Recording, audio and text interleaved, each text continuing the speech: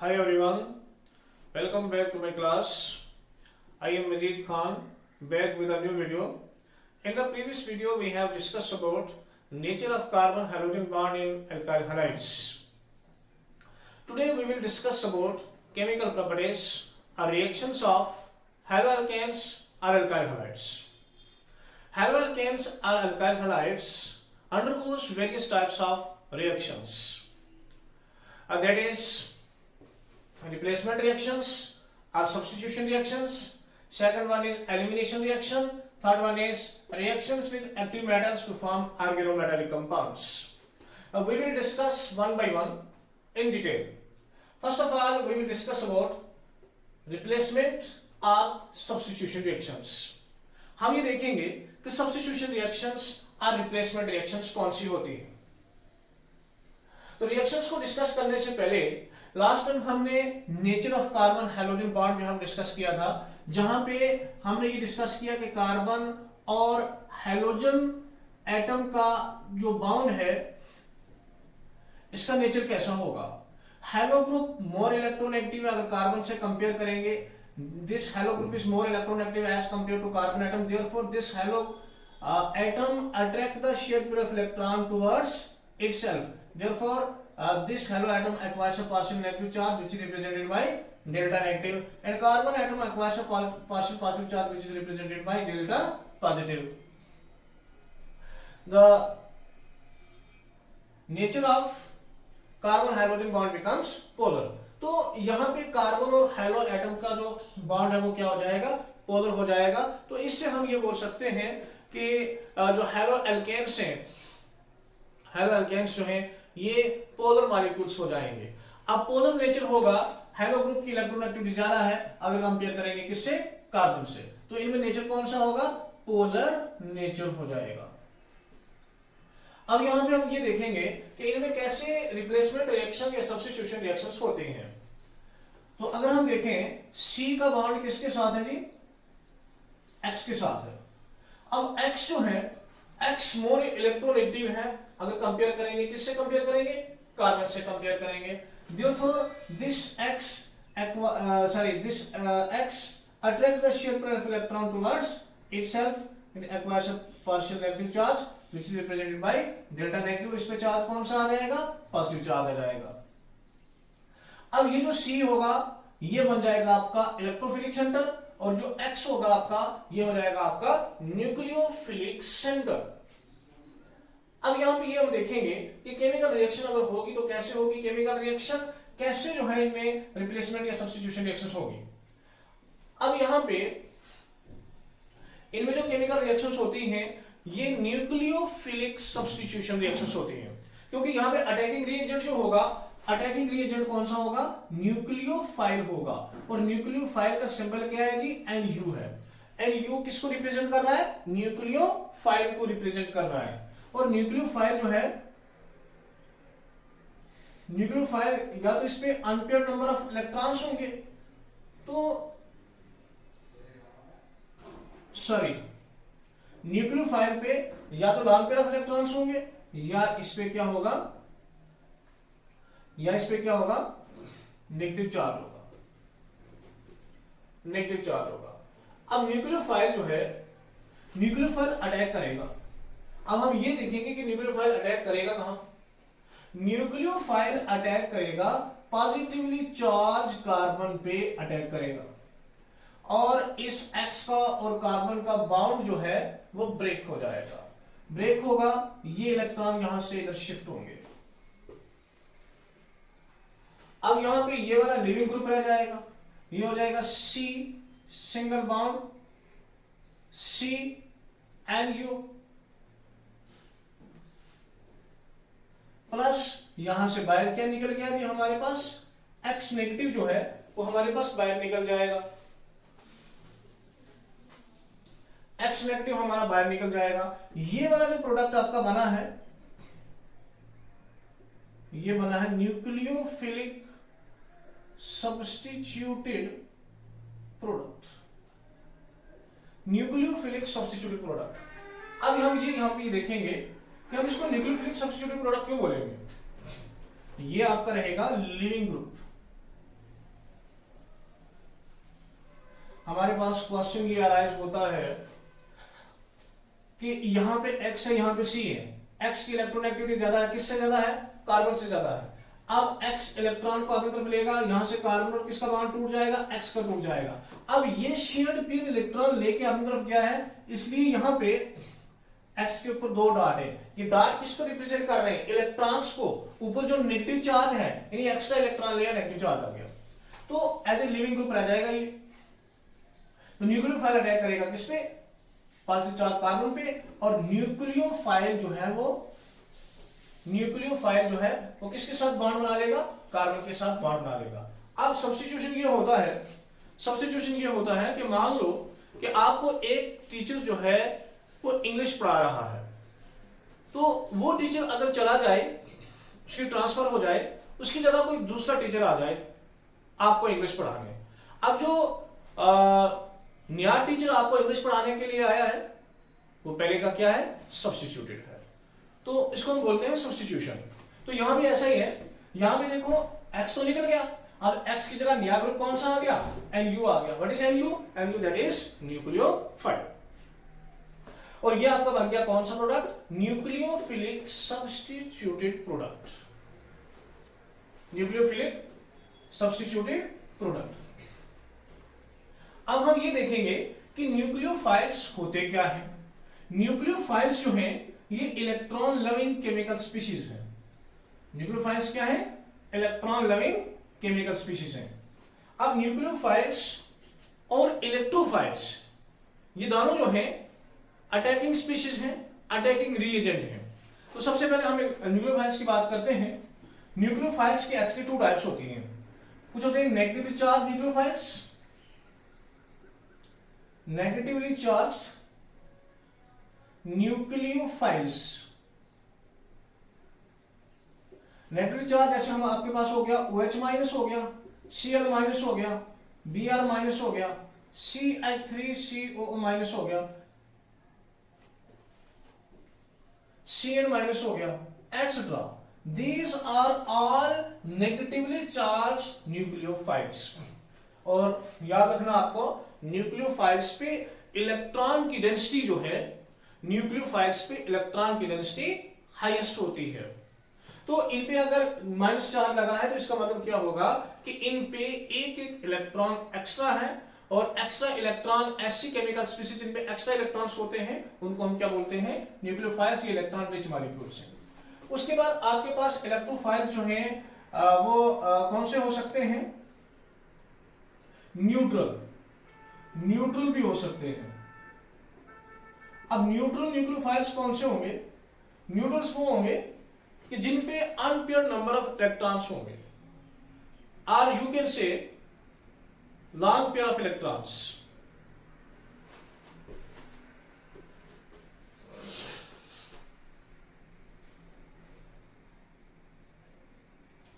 तो उसके बाद कौन से हैं आपके? उसके बाद आपके हैं न्यूट्रल न्यूक्लियोफाइल्स। अब हम ये देखेंगे न्यूट्रल न्यूक्लियोफाइल्स कौन से होते हैं। न्यूट्रल न्यूक्लियोफाइल्स वो न्यूक्लियोफाइल्स होते हैं कि जिनमें long pair of electrons present होते हैं, और at least 1 long pair of electron होगा, एटलीस्ट 1 लॉन्ग पेयर। जैसे आपके पास H2O है, लेकिन H2O के पास 2 लॉन्ग पेयर है।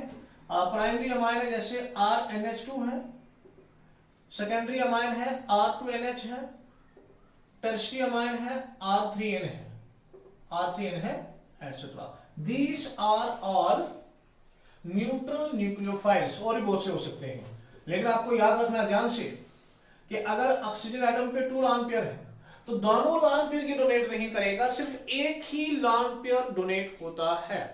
अगर किसी एटम पे एक से ज्यादा लॉन्ग पेयर प्रेजेंट होंगे तो वो एक ही लॉन्ग पेयर को क्या करेगा? डोनेट करेगा। तो ये कौन से हैं आपके? Neutral nucleophiles.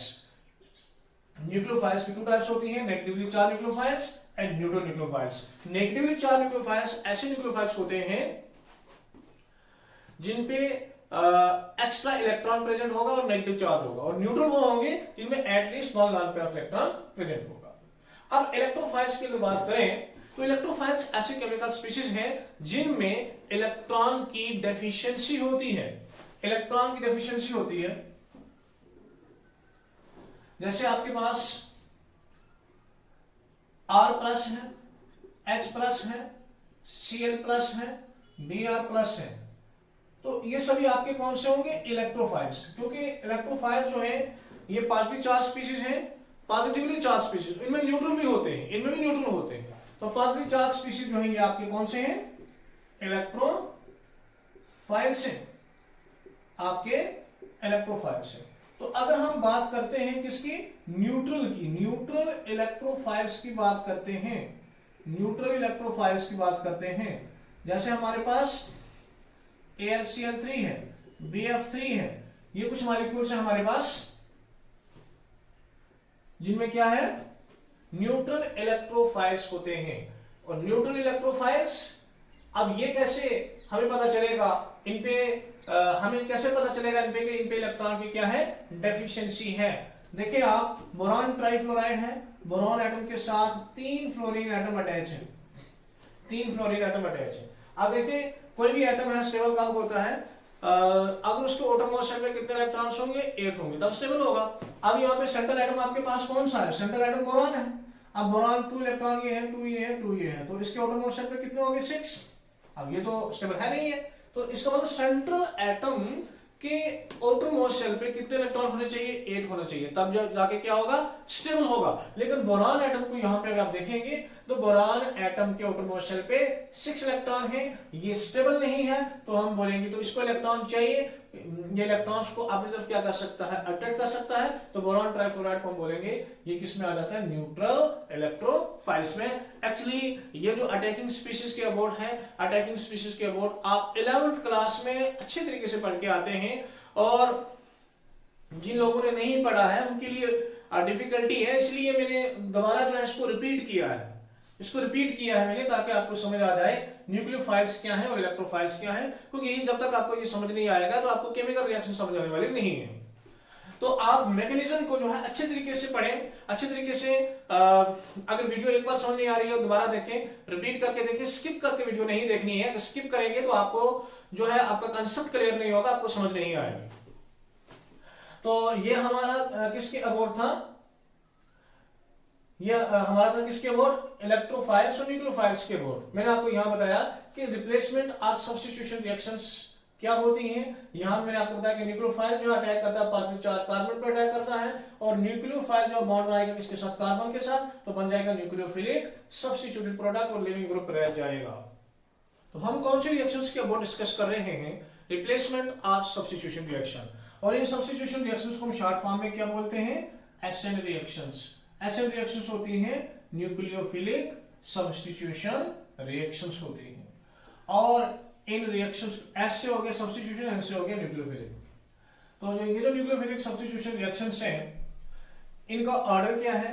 यानी कौन से कंपाउंड जो हैं हेलो एल्केन्स के फास्ट रिएक्शन दिखाते हैं, कौन से स्लो रिएक्शन दिखाते हैं, कौन से कंपाउंड के अंदर इजी रिएक्शंस होती हैं और कौन से कंपाउंड के अंदर डिफिकल्टी से रिएक्शंस होती हैं। तो उसके लिए हमें देखना पड़ेगा कि सबसे पहले हम देखेंगे इलेक्ट्रोनेगेटिविटी हैलोजन एटम्स की। फ्लोरीन मोर इलेक्ट्रोनेगेटिव अगर कंपेयर करेंगे किससे? क्लोरीन से। Chlorine is more electronegative as compare to bromine. Bromine is more electronegative as compare to iodine. अगर हम देखेंगे इसके बेसिस पे R का बॉन्ड F के साथ, इसका ऑर्डर यही निकलेगा, R single bond Cl, R single bond Br, R single bond I। इसका कहने का मीनिंग क्या हुआ कि अगर हम इलेक्ट्रोनेगेटिविटी की बात करें, फ्लोरीन मोर इलेक्ट्रोनेगेटिव है क्लोरीन से, क्लोरीन मोर इलेक्ट्रोनेगेटिव है ब्रोमीन से, और ब्रोमीन मोर इलेक्ट्रोनेगेटिव है किससे? आयोडीन से। इसके बेसिस पे अगर हम देखेंगे तो ये हमें इससे हमें ये पता चलेगा कि अल्काइल फ्लोराइड कंपाउंड जो है मोर केमिकल रिएक्टिव है अगर हम कंपेयर करेंगे क्लोराइड से, ब्रोमाइड से और आयोडाइड से। लेकिन ऐसा होता नहीं है, इसका रिवर्स ऑर्डर है। उसका रीजन क्या है कि फ्लोरीन एटम जो है वो मोर इलेक्ट्रोनेगेटिव है, तो आपको पता है कि जितनी इलेक्ट्रोनेगेटिविटी ज्यादा होगी उतना ही वो एटम क्या करेगा? इस शेयर में इलेक्ट्रॉन्स को अपनी तरफ क्या करेगा? अट्रैक्ट, उतना ही उसका पोलर नेचर ज्यादा होगा। और जितना पोलर नेचर ज्यादा होगा, जितना पोलर कैरेक्टर ज्यादा होगा, उतना केमिकल बॉन्ड स्ट्रांग होगा, और जितना बॉन्ड स्ट्रांग होगा उतना बॉन्ड जो है ब्रेक करने के लिए हमें एनर्जी ज्यादा चाहिए, तो बॉन्ड जो है वो इजीली ब्रेक नहीं होगा। तो इससे हम ये देखेंगे कि अल्काइल फ्लोराइड कंपाउंड जो है वो लीस्ट रिएक्टिव होगा। और सबसे ज्यादा रिएक्टिव कंपाउंड कौन सा होगा आपका? Alkyl fluoride sorry alkyl iodide compound is more reactive, more chemical reactive as compare to alkyl fluoride. Alkyl fluoride तो हम इलेक्ट्रोनेगेटिविटी के बेसिस पे ये देख सकते हैं, इसका बॉन्ड ज्यादा स्ट्रांग होगा, इससे उसका कम होगा, इससे उसका कम होगा। सबसे कम जो है वो बॉन्ड पोलर नेचर जिसमें सबसे कम होगा वो किसका होगा? आयोडीन का होगा। तो ये था किसके अबाउट? सिर्फ बेसिक इंट्रोडक्शन। किसके अबाउट? रिप्लेसमेंट और सब्स्टिट्यूशन रिएक्शंस के अबाउट एक बेसिक इंट्रोडक्शन थी। अब हम ये करेंगे, हम कुछ केमिकल रिएक्शंस की एग्जांपल लेंगे। और कौन सी केमिकल रिएक्शंस? रिप्लेसमेंट और सब्स्टिट्यूशन रिएक्शंस देखेंगे। Examples of nucleophilic substitution reactions. तो फर्स्ट एग्जांपल है हमारे पास replacement by hydroxyl group. Hydroxyl group से अगर आप रिप्लेसमेंट करेंगे तो आपके पास कौन से कंपाउंड्स बन के आएंगे? आपके पास बनेंगे कौन से कंपाउंड्स? अल्कोहल बनेंगे। अगर आप रिप्लेसमेंट कराएंगे किससे? हाइड्रोक्सिल ग्रुप से रिप्लेसमेंट कराएंगे तो आपके पास कौन से कंपाउंड बन के आएंगे? अल्कोहल्स कंपाउंड बन के आएंगे। अब यहां पे हम देखते हैं ये रिएक्शन कैसे हो सकती है। हमने रिएक्शन किसकी करानी है? अल्काइल हैलाइड की। याद रखना आपको अल्काइल हैलाइड का जनरल फार्मूला क्या होता है जी? RX। RX की रिएक्शन कराएंगे और RX की रिएक्शन कराएंगे आप सूटेबल बेस में रिएक्शन करा सकते हैं। और बेस हमारे पास यहां पे है KOH है। KOH क्या है? बेस है। और हम हीट कराएंगे रिएक्शन को, तो रिएक्शन कैसे होगी? तो अभी हम पढ़ के आए हैं कि X जो है ज्यादा इलेक्ट्रोनेगेटिव है, किससे कंपेयर करेंगे? कार्बन से। और ये X जो इस इलेक्ट्रॉन को अपनी तरफ क्या करेगा? अट्रैक्ट। इस पे चार्ज कौन सा आ जाएगा? नेगेटिव। इस R पे चार्ज कौन सा आएगा? पॉजिटिव। अब ये KOH है, पोटेशियम हाइड्रोक्साइड है। OH पे नेगेटिव चार्ज है, पोटेशियम पे कौन सा चार्ज है? Positive charge. क्योंकि मेटल जो है इलेक्ट्रोपॉजिटिव होते हैं, इलेक्ट्रॉन को लूज करते हैं तो पॉजिटिव चार्ज आएगा। अब यहाँ पे ये आपके पास KOH क्या है? पोटेशियम हाइड्रो ऑक्साइड है। ये क्या है जी? अल्काइल हैलाइड है। अब रिएक्शन कैसे होगी? इस R का नया बॉन्ड किसके साथ बनेगा? अब ध्यान से यहां देखें आप, X का और R का बॉन्ड टूट गया। जब X का और R का बॉन्ड टूट के इस R का नया बॉन्ड बनेगा किसके साथ? OH के साथ। तो ये बन जाएगा ROH। ROH बनेगा। K का बॉन्ड बनेगा X के साथ, तो ये बन गया आपके पास क्या? KX potassium halide. ROH आपका कौन सा कंपाउंड है जी? अल्कोहल है। और ये आपका कंपाउंड है जी कौन सा? पोटेशियम हैलाइड है।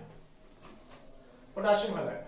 तो ये तो मैंने जनरल रिएक्शन ली है, आप सूटेबल रिएक्शन ले सकते हैं। R की जगह कोई ग्रुप लगा लें, जैसे हमारे पास है C2H5। X की जगह ग्रुप लगा लें, कौन सा लगा लिया? Br। इसी तरीके से आप रिएक्शन कराएं पोटेशियम हाइड्रोक्साइड के साथ, आप रिएक्शन निकाल सकते हैं।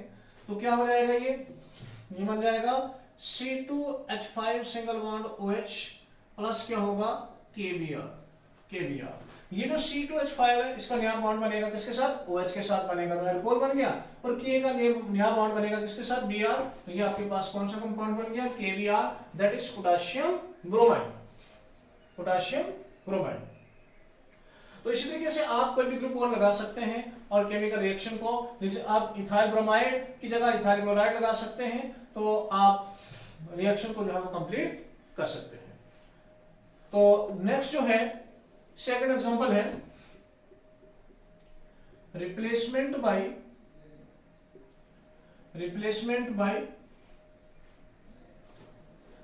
Cyanide group.